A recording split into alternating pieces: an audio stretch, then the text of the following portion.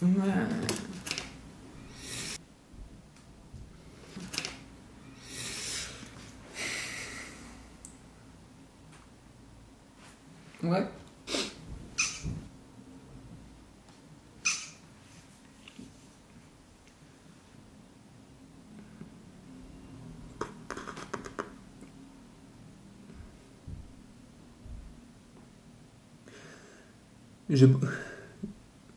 J'ai beaucoup hésité à poster une vidéo ces derniers temps.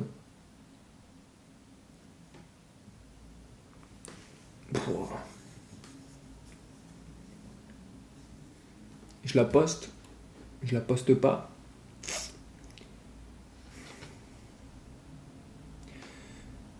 Je vais me faire un thé. Ça ira mieux.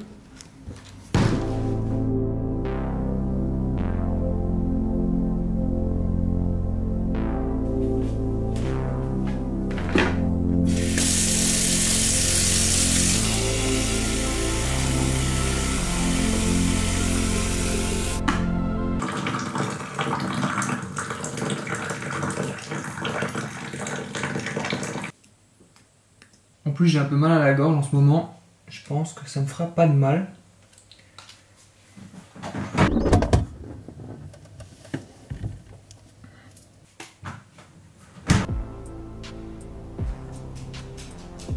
Les périodes de confinement m'ont mis une vraie claque dans ma productivité.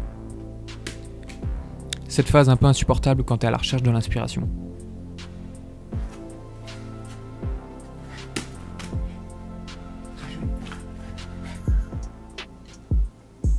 En fait, c'est ça.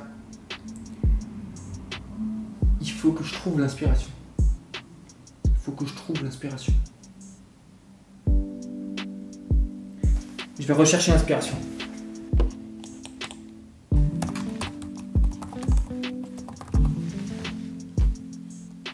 Inspiration, inspiration.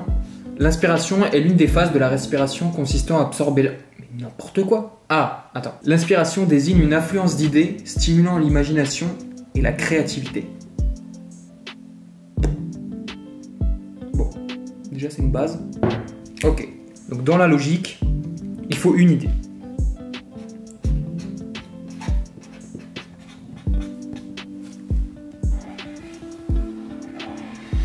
Ça donne un projet.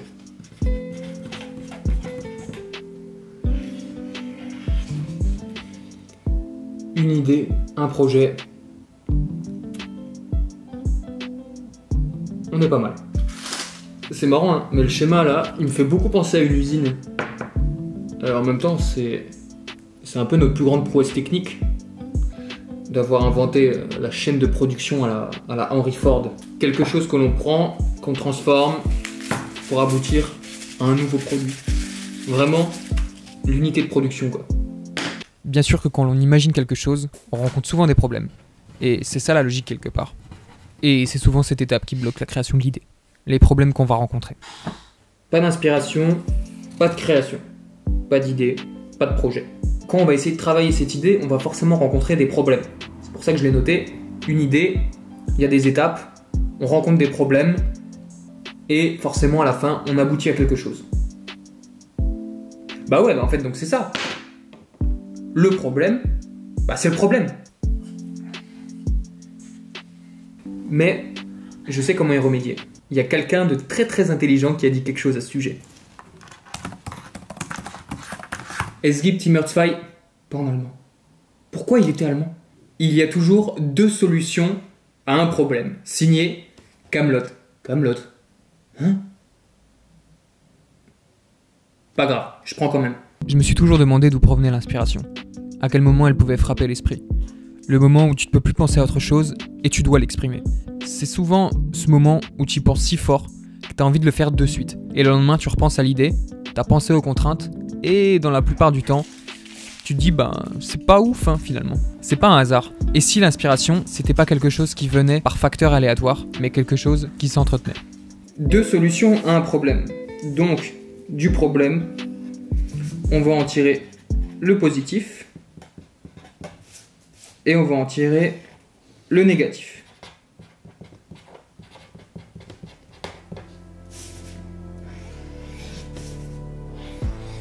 on a pris les problèmes et on les a séparés en 2 catégories.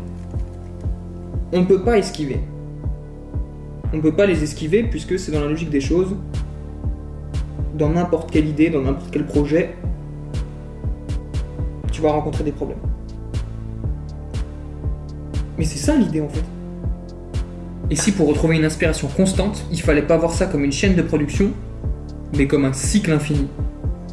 On va contourner, on résout le négatif. Il y aura toujours du négatif de toute façon. Ça rendra un peu l'idée imparfaite, mais en même temps elle sera unique. C'est logique. Du négatif, on a tout résolu, on peut assouvir le projet. Du projet, on récolte le positif. Et de là, vous pouvez enfin recommencer. Et si le secret, c'était pas tout simplement de faire. Ça en prendra une autre, et ça en amènera une autre, et à une autre, et à une autre.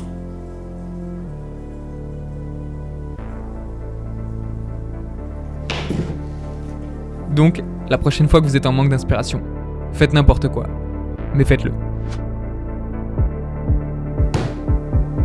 Abonne-toi. Pouah.